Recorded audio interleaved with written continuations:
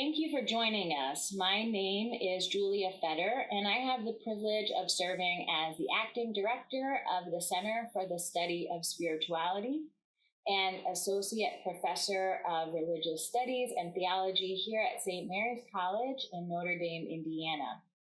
I'm delighted to welcome you to this webinar.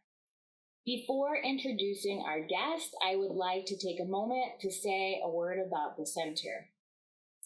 Founded in 1984 by Dr. Keith Egan, with support from the Sisters of the Holy Cross and the college, the Center for the Study of Spirituality offers programs that promote the engagement between faith and reason and the connection between mind, body, and spirit. As an academic center, it is a hub for scholarly and public engagement, which draws on intellectual resources in the Catholic and broader Christian tradition, as well as how individuals practice faith in their daily lives to develop critical conversations around contemporary religious issues, especially as they relate to women's experiences in society, the academy, and the church. A small note about our program this evening. During the program, we really want to hear from you. So please feel free to send in your questions and comments at any time via the Q&A button located at the bottom of your screen. So a tip, if you don't see that button right now, click the More button, and then that might pop up. So it's now my honor to introduce our esteemed guest and lecturer this evening. Dr. Tony Alonso is Aquinas Associate Professor of Theology and Culture at Emory University's Candler School of Theology, where he also serves as the inaugural Director of Catholic Studies. His first book, Commodified Communion, Eucharist, Consumer Culture, and the Practice of Everyday Life, was awarded the 2021 Hispanic Theological Initiative Book Prize. In 2019, he was awarded the Catholic Theological Society of America's Catherine Mowry Lacuna Award for his essay, Listening for the Cry, Surtout Beyond Strategies and Tactics. His current project, An Intimate Notion of Things, Material Transformations in U.S. Catholicism since Vatican II, focuses on the theological significance of transformations in Catholic material culture in the wake of the Second Vatican Council. He has offered theological commentary on a range of issues for media outlets, including CNN International, the Atlanta Journal-Constitution, and many others. And in addition to his scholarly work, Tony is a Latin Grammy-nominated composer of sacred music and the author of over 200 published compositions and arrangements, including a commission to compose the responsorial psalm for the first Mass Pope Francis celebrated in the United States in 2015. His music appears in compilations and hymnals across Christian denominations throughout the world. So join me in extending a warm welcome to Dr. Alonso, who will speak to us on the topic, the blasphemy of talking politics about composing sacred music. Welcome, Dr. Alonso. Thank you, Dr. Federer, for the gracious introduction. I have such affection for St. Mary's, for the Madaleva lectures, of course, for the many close connections with folks in your communities, but it holds a special place in my heart, especially because during my first visit to the campus several years ago, I was invited to offer a presentation on liturgy, and an undergraduate student served as respondent. Fast forward to today, that same student, Jackie Rojas, is finishing up her third and final year in our Master of Divinity Catholic Studies program here at Candler. And so it's a blessing to have such a strong connection to all of you through Jackie's presence in our community. I hope you send more our way. As a theologian who is also a composer, you might think I write about music a lot, but it's actually not something I do very often. at least relative to my other scholarly work. And it's even rarer that I do formal theological reflection on my own compositional craft. So I'm grateful for the opportunity to do something a little different this evening and bring these two aspects of my vocation together. And I'm really grateful for all the folks joining wherever you are. To mark the bicentennial of Johann Sebastian Bach's death in 1950, Theodor Adorno penned a provocative essay entitled Bach Defended Against His Devotees, an essay aimed at the romantic image of the composer that had emerged among musicologists in the years leading up to the milestone anniversary. The image of Bach that troubled Adorno was one that canonized him by stripping him of all earthly constraints. Drained of his theological origins and his situatedness as a man of the Enlightenment, musicologists had elevated Bach to a site of revelation that embodied perfect order and universal truth. Musicologists had reduced him, wrote Adorno, into, quote, a composer for organ festivals and well-preserved Baroque towns, end quote. And so Adorno gestures toward the need for a social deciphering of the composer from a field pushing in just the opposite direction. While Adorno's invitation to take up a socially grounded interpretation of Bach went largely unaccepted by musicologists in the decades that followed, 35 years later, Susan McClary took up Adorno's question in her 1985 essay, The Blasphemy of Talking Politics During Bach Year, marking the tercentennial of Bach's birth. In her essay, McClary attempts to situate Bach in his social, political, and ideological contexts. She offers an analysis of Bach that seeks to take seriously his national identity, the role of ideological disputes over orthodoxy versus pietism in his own Lutheran tradition, as well as the role and construction of gender in his musical works. In so doing, McClary proposes wider trajectories, not only about how to study music, but also about how to evaluate its creation. Composers, she proposes, are inhabitants of material, social, cultural, and political worlds to which we should pay attention. In the years since McClary's essay first appeared, musicologists have taken up those kinds of questions with growing force. This scholarship, often gathered under the name New Musicology, joins a host of scholarship in ethnomusicology that has long raised these kinds of contextual questions about Western and non-Western music alike. This kind of work invites lived accounts of music that are attentive to the material realities of those who create, perform, and engage with it. Despite similar turns to culture and practice in theology, objectified understandings of music, absent attention to contextual material matters, endure in a range of theological reflection on music.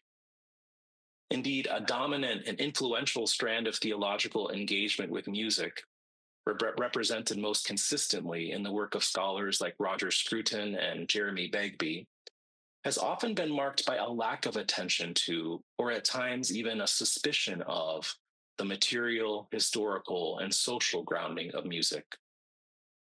In the absence of any sustained attention to contextual factors in a host of theological reflection on music, the result is, among other things, a vision of composing sacred music extracted from the larger material context in which composers create.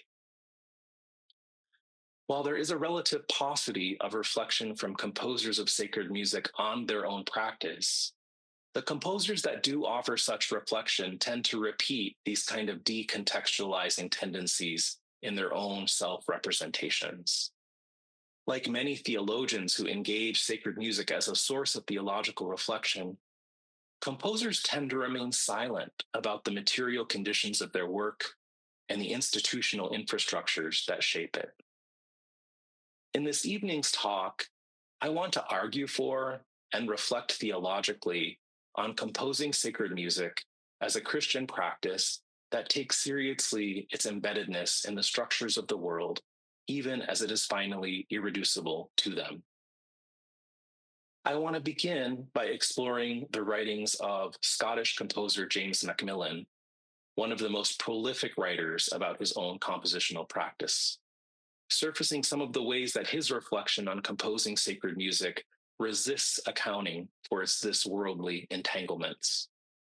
I suggest that Macmillan's narration of his own craft is not an outlier, but is instead paradigmatic of a wider pattern of reflection on sacred music that acknowledges explicit theological influences while ignoring other cultural, material, and economic forces that shape the practice. I then explore some of the reasons why accounts of composing sacred music are particularly prone to such decontextualized reflection. And finally, I'll try to offer an account of my own practice as a composer of sacred music in a way that seeks to be attentive to the ways that the creation of sacred music is a practice embodied in and practiced through both the possibilities and the limitations of the world. So part one, composing to resacralize the world. In addition to being one of the most prominent and successful living composers of Western sacred music, James Macmillan has also been one of the most consistent contributors to reflection on his composition as a theological practice. Macmillan is unapologetic in his embrace of extra musical factors that influence his composition. He insists that any discussion of music and modernity would be incomplete without reflection on the spiritual values, beliefs, and practices at work in the minds of composers. And so Macmillan frequently stresses his own desire to make perceptible connections between his music and the pre-musical influences on it, to weave together the timeless and the contemporary, the secular and the sacred, the religious and the political. The most substantial extra musical influence to which Macmillan testifies is his Roman Catholic faith. This is evident in his deep love of ancient liturgical tradition and the ways he uses particular liturgies and devotions as a source to structure, inform, and color his compositions. It is evident, too, in Macmillan's reverence for Gregorian chant, which he embraces as the most true and authentic characterization of the Catholic tradition, often weaving it into his own compositions. Some of the earliest work in which he explicitly embraced his Catholic faith compositionally was in response to a short-lived enthusiasm for Latin American liberation theology. But perhaps Macmillan's Catholicism features most prominently in his distinctly Marian vision for his vocation as a Christian composer. Like Mary, he argues composers must be open and obedient to the Spirit through which they are stretched, deepened, challenged, and changed. For Macmillan, composers are vessels of the divine will. If his compositional process is inspired by the richness of his Catholic faith, Macmillan most consistently expresses that inspiration against his vision of a secularized postmodern culture, which he sees as hostile to his faith. This emphasis is particularly evident in his narration of his early experiences in the academy, which often left him feeling isolated from his composer peers. While he was trained in a context in which all extra musical influences were suspect, he singles out especially a suspicion of Catholicism he perceived at work among his peers in the academy. Indeed, he believes that it was only when he consciously began to counter wider musical and cultural trends by allowing both the religious and the political dimensions of his work to infuse it, that he found his truest compositional voice. In other words, composing for Macmillan became a decidedly countercultural act.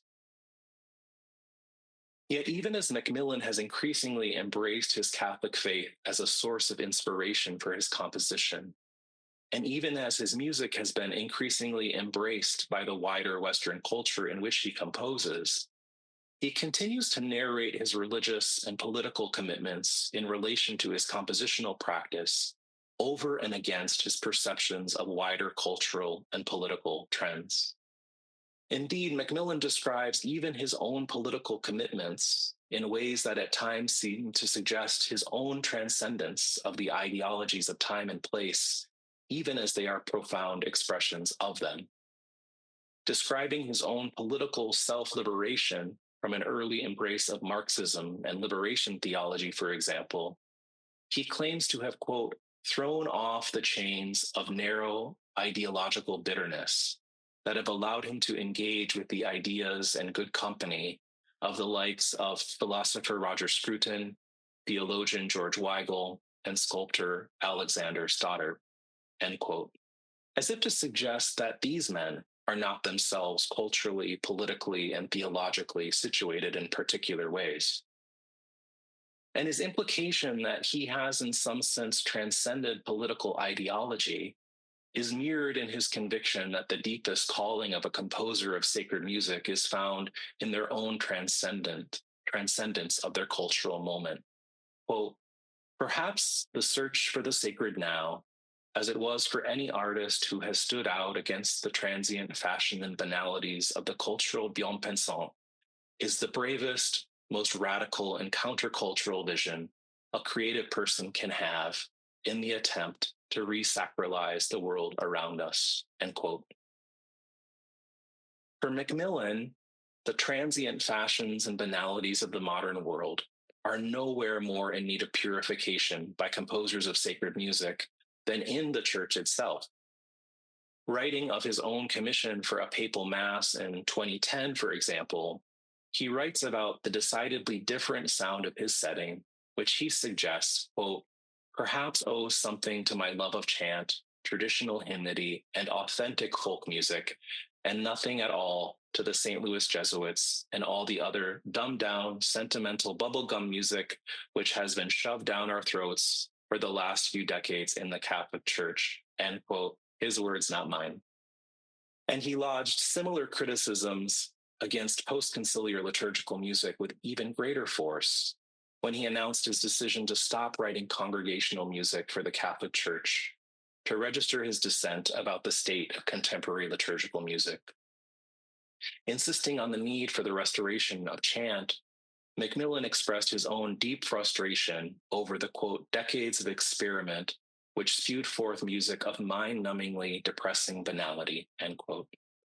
And while he is critical of the style, quality, tonality, rhythm, and sentimentality of such music, he saves his harshest criticism for what he calls the scandal of an industry that has emerged around it. True church music, Macmillan suggests, is music that resists the secular strategies of the structures of the world.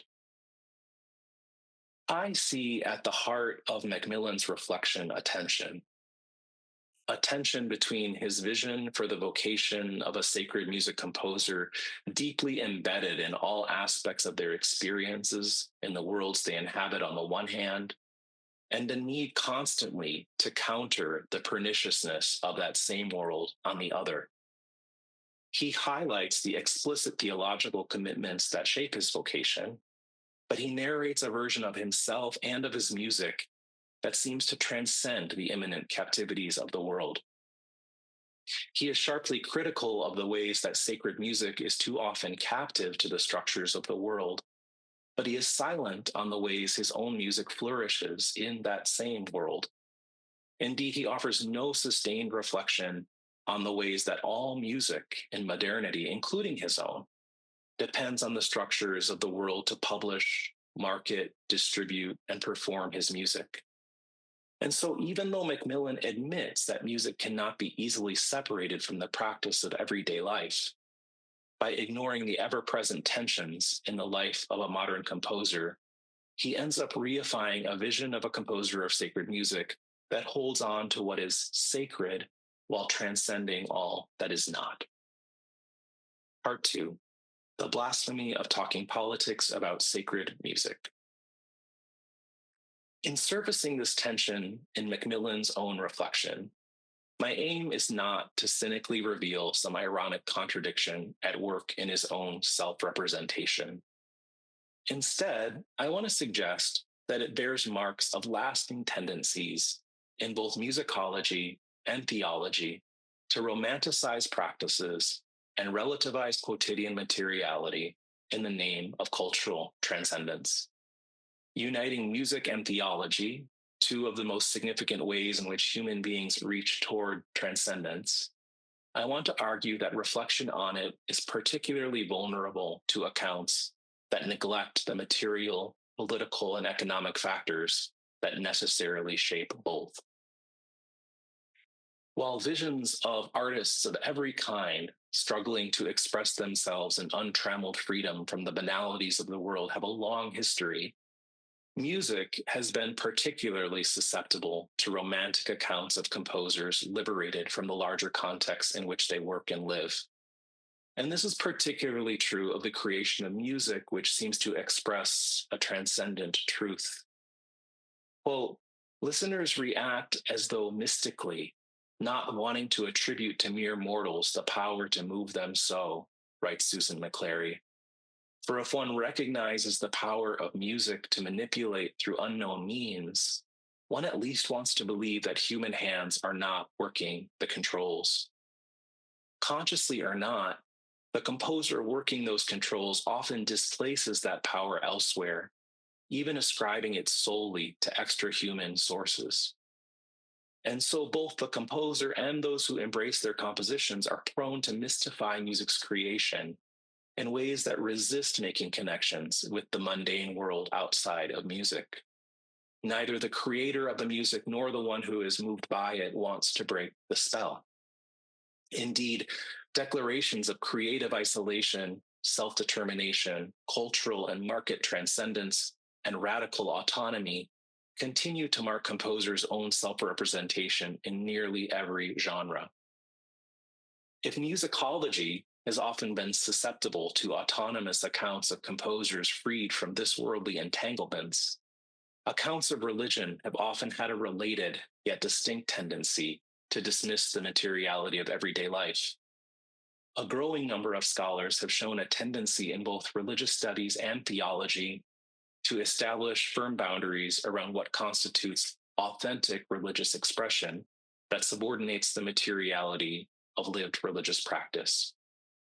These boundaries are apparent in the absence of any explicit attention paid to the materiality of lived religion in a range of ethnographies, histories, and theories.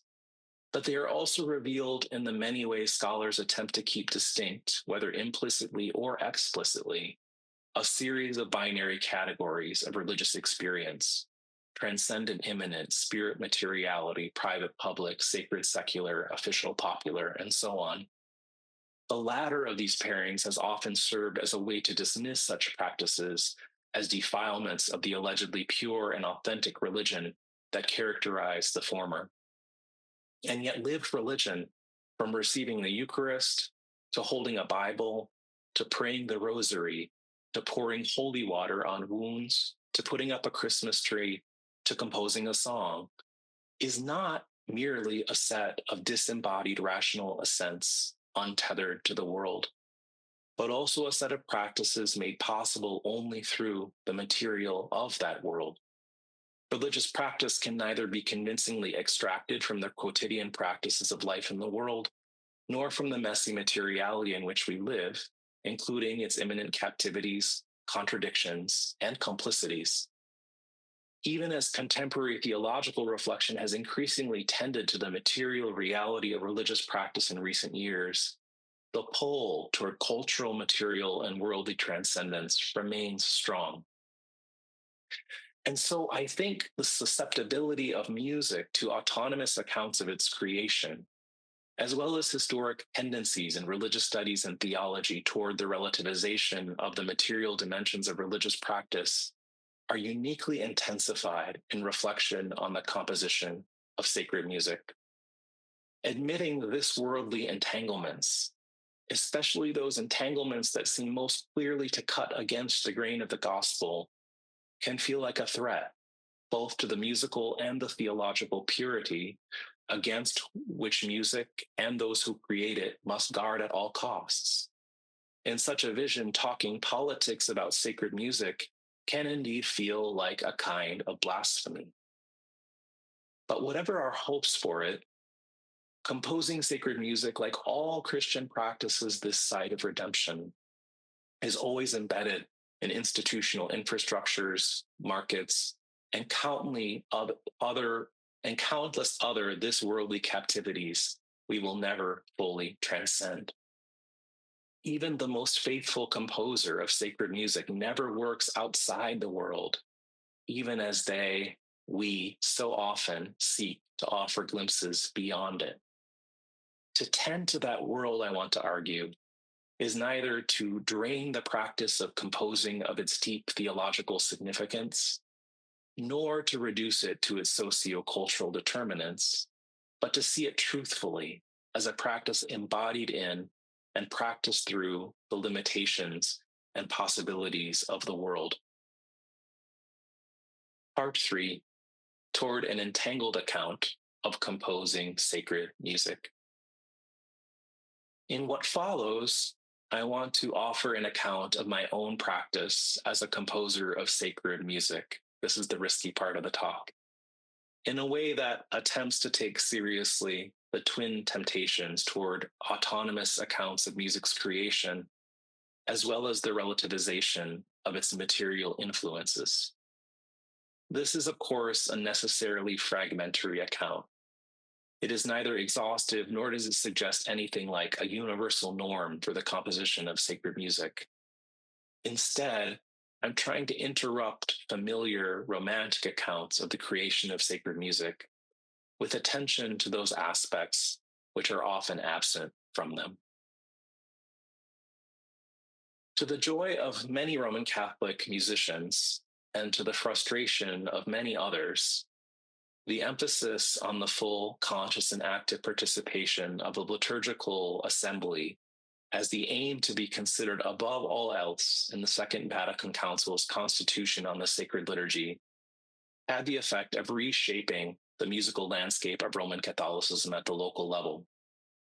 Even as the Constitution commended the preservation of musical treasures from the tradition, granted chant a pride of place, preserved the Latin language, and emphasized the pipe organ as the traditional instrument of the liturgy, it also allowed for people's own religious songs, for the use of vernacular languages, and the employment of other instruments to support the aim of liturgical participation.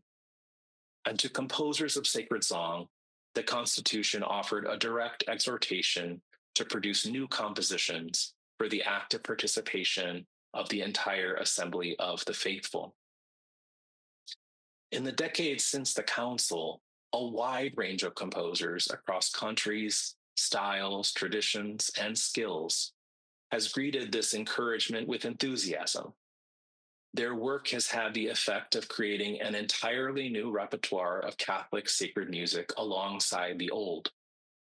Viewed through the prism of hundreds of years of prior Roman Catholic practice, for better or for worse, depending on the Facebook group or blog you consult, the result was nothing short of a musical revolution in the composition of sacred music in general and liturgical music in particular.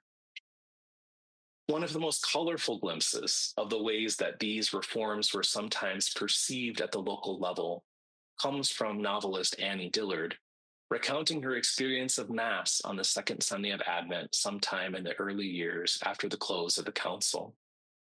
She writes this: "There is a singing group in this Catholic Church today, a singing group which calls itself Wildflowers.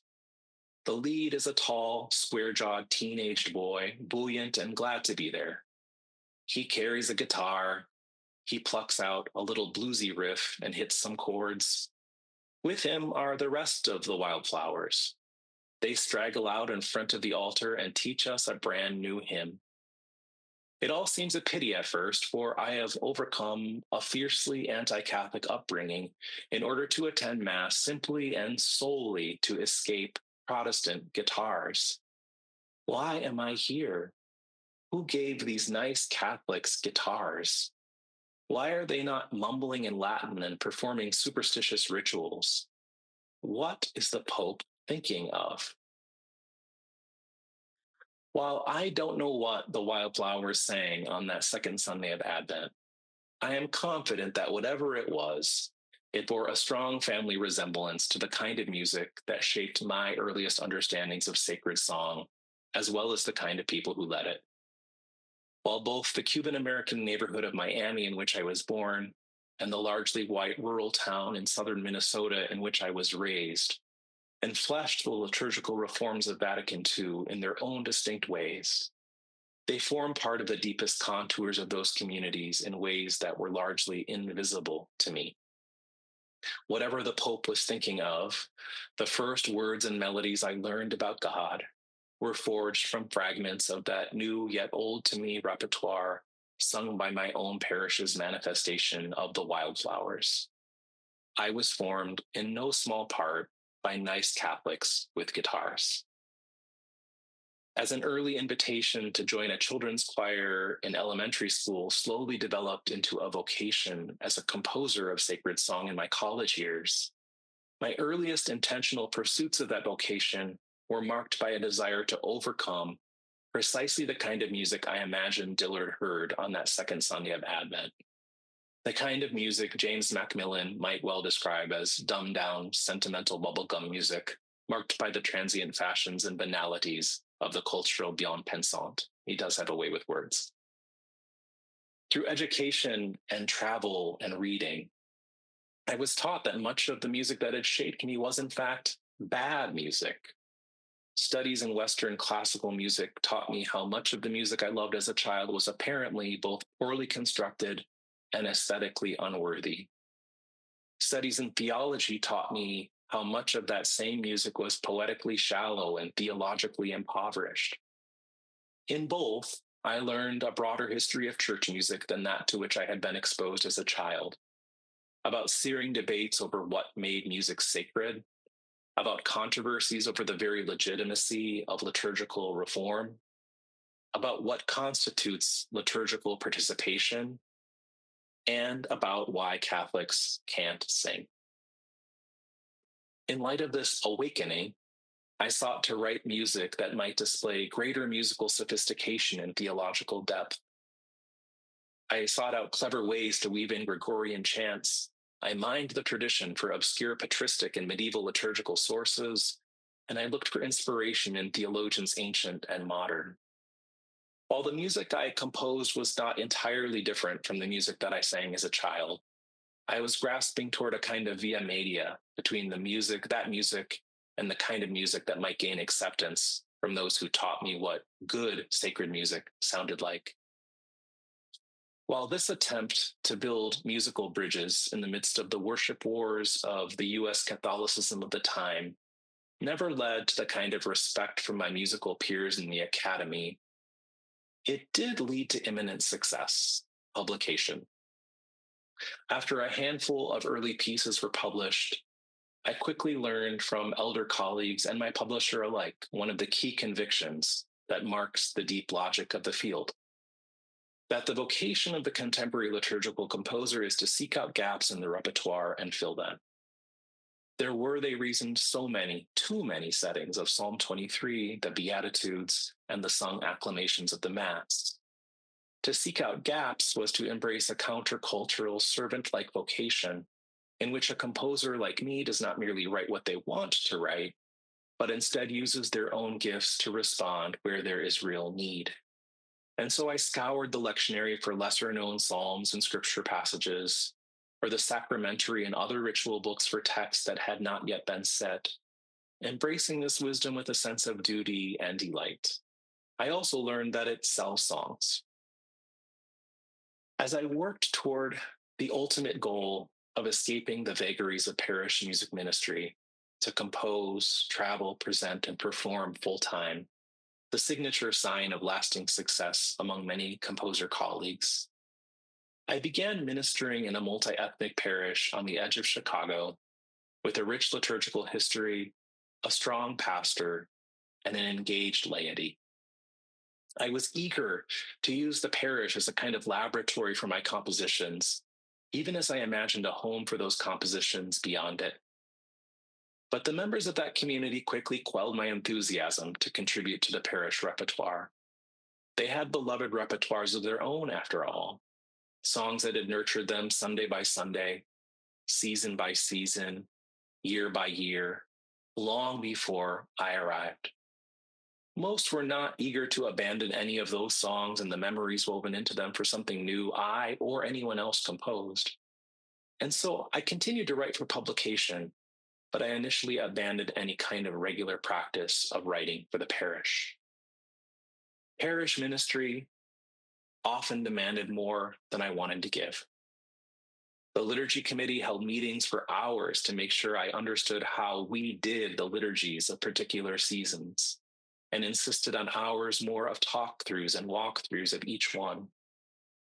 The Black matriarch of the parish sent me frequent emails about the music and musicians she wanted for the newly instated Kwanzaa Mass.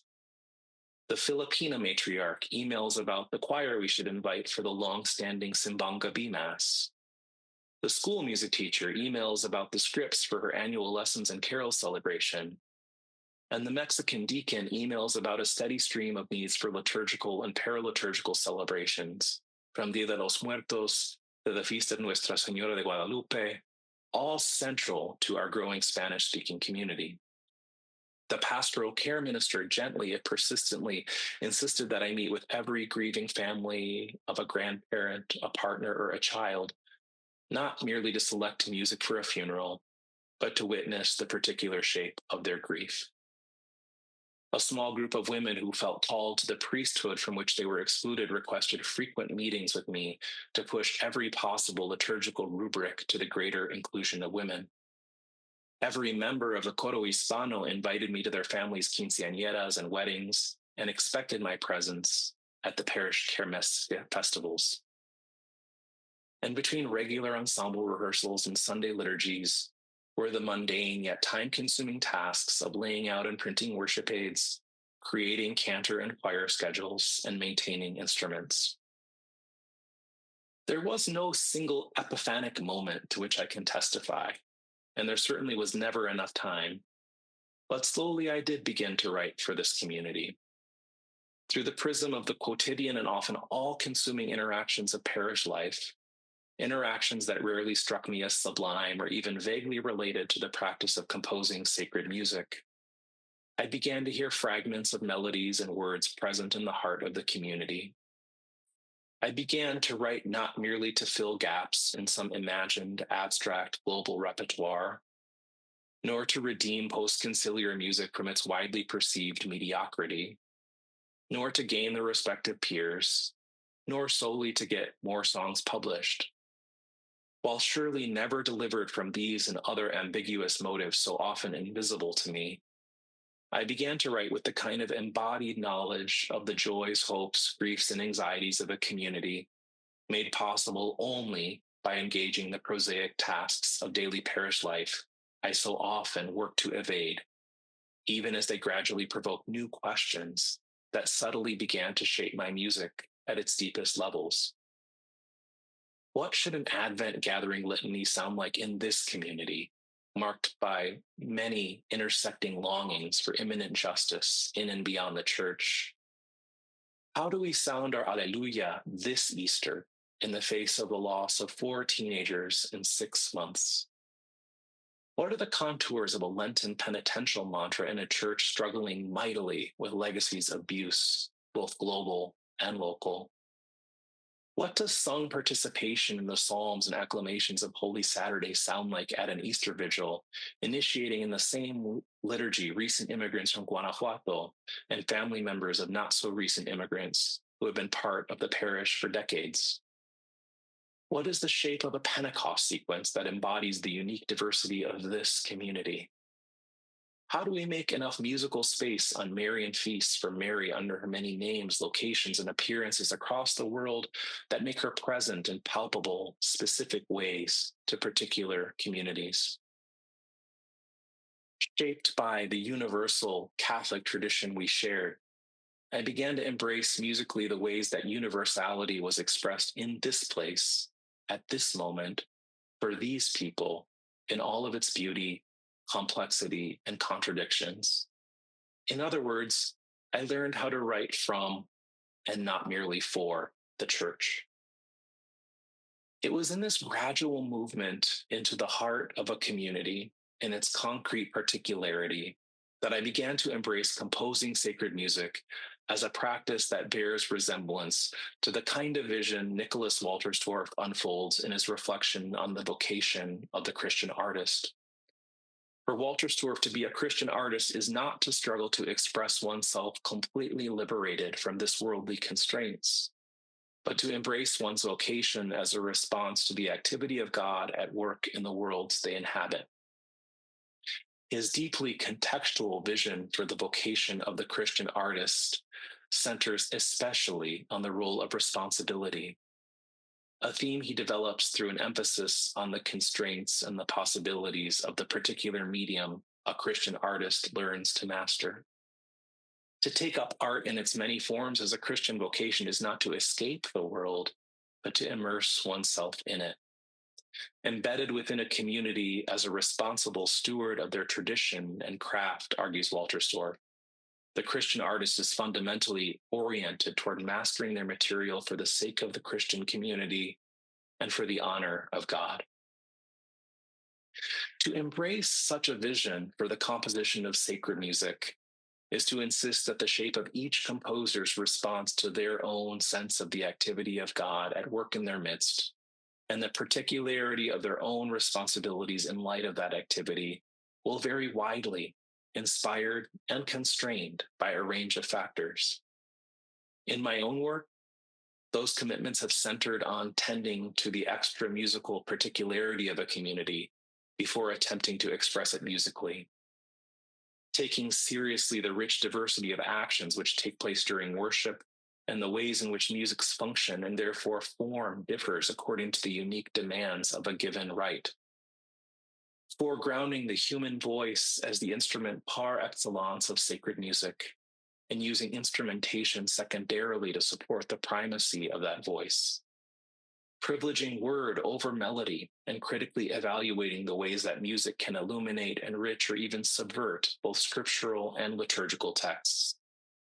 Embracing musical eclecticism as a resistance to the destructive qualities, aesthetic norms, and claims to musical universality have often had for minority cultures, and constantly discerning my own contribution in light of both the needs and the ethical demands of the Christian communities I serve.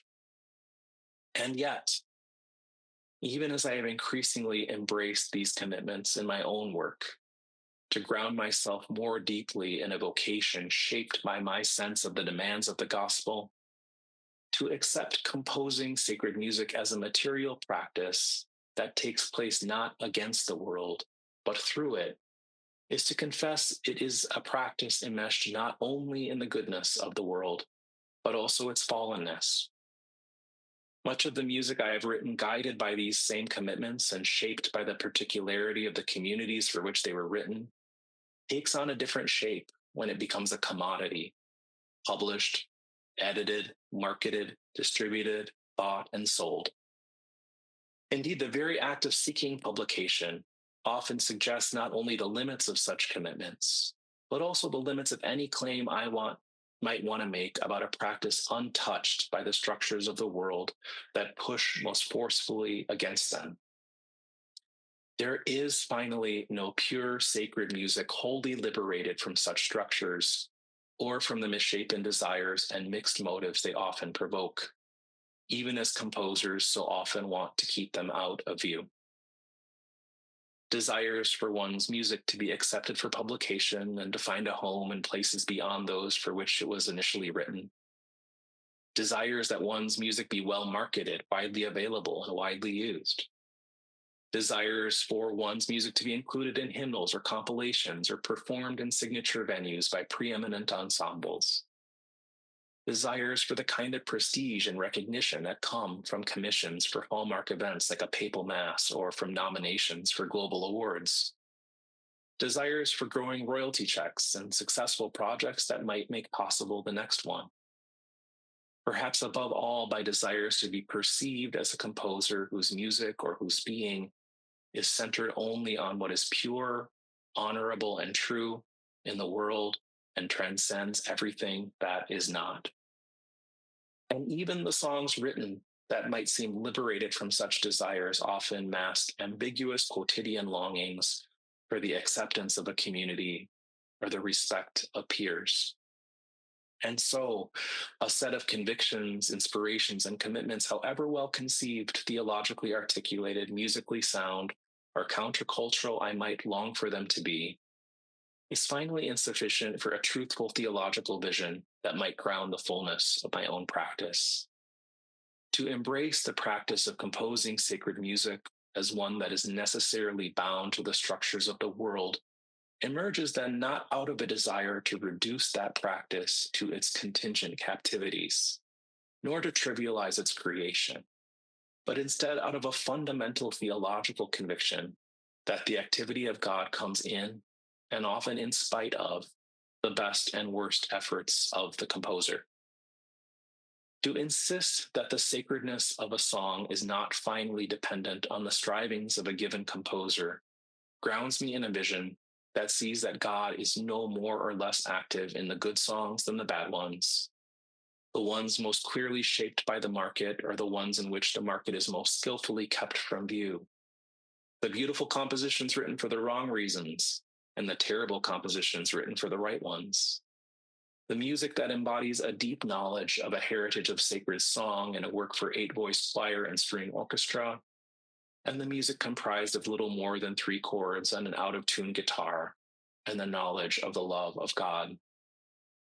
The music through which God feels most proximate to me, and the music I am tempted to label all but God forsaken. This vision does not abdicate a composer from being responsible to a tradition, a community, or the God who calls forth their song. Instead, it imbues the practice with an eschatological humility that sees that even the most faithful commitment to the craft of composition, shaped by the deepest impulses of the gospel, is made possible only through the world, including its fallenness. It is a vision of composing in modernity that knows that its wheat is always tightly intertwined with its tares, even when those tares are not immediately visible.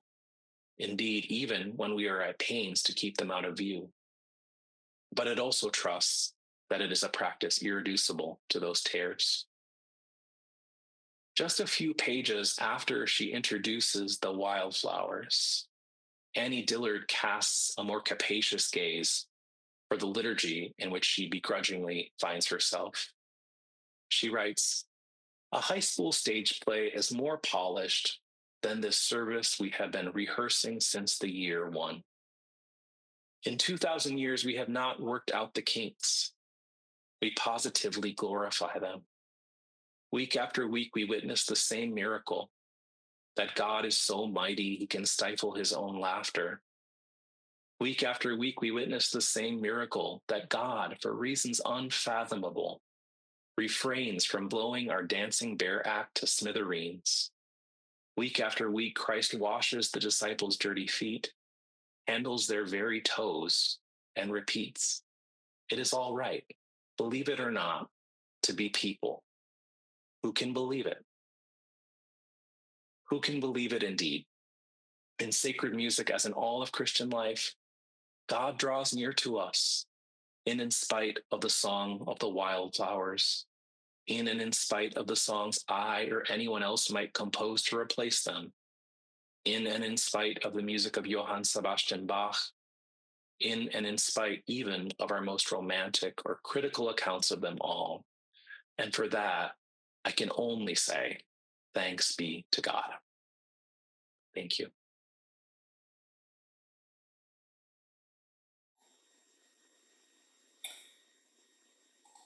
Thank you so much, Dr. Alonso, for a really rich presentation. We have some time for questions from folks who are in the audience, so please put your question or comment into the Q&A and we'll see what we can get to. There's a lot of comments for appreciation for what you've said. I'll start with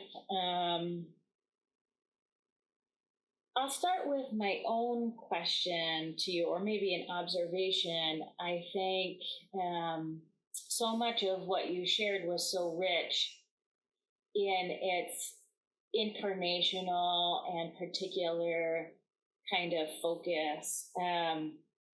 I wonder how it seems like that's a theme that you have been developing and thinking a lot about over the course of your career, your multifaceted career. Is there something about music and your entry point into I'm assuming that you became really interested in theology because of your interest in music. I don't know if that's a correct assumption. Yeah. Is there something about the embodied and particular nature of music that led you into that direction of thought over the course of your career? What a perceptive question. Yes, profoundly. I really began my vocation as a quote unquote professional liturgical musician right at the beginnings of the revelations of sexual abuse in the Catholic Church. And I would say, like, literally, and I began at the parish I talked about in this essay in 2001. And the experience of being part of liturgies, all kinds of liturgies during that period, constantly witnessing the embodied experience of being a part of a community and thinking about the ways the church's ecclesiology was so deeply connected to its Eucharistic and sacramental theology is really one of the first things that started to raise major theological questions for me. I would say also, you also perceive kind of like a through line, I think, from some of my scholarship and how in this thing I'm trying to connect it to music. I was very entranced for a long time with a lot of literature around the ethical formative potential of liturgical practice. Like, I think most beautifully embodied in the work of people like William Kavanaugh, who see the liturgy as kind of like a resistance to culture, countercultural. I mean, I was very much shaped by and enthusiastic for that.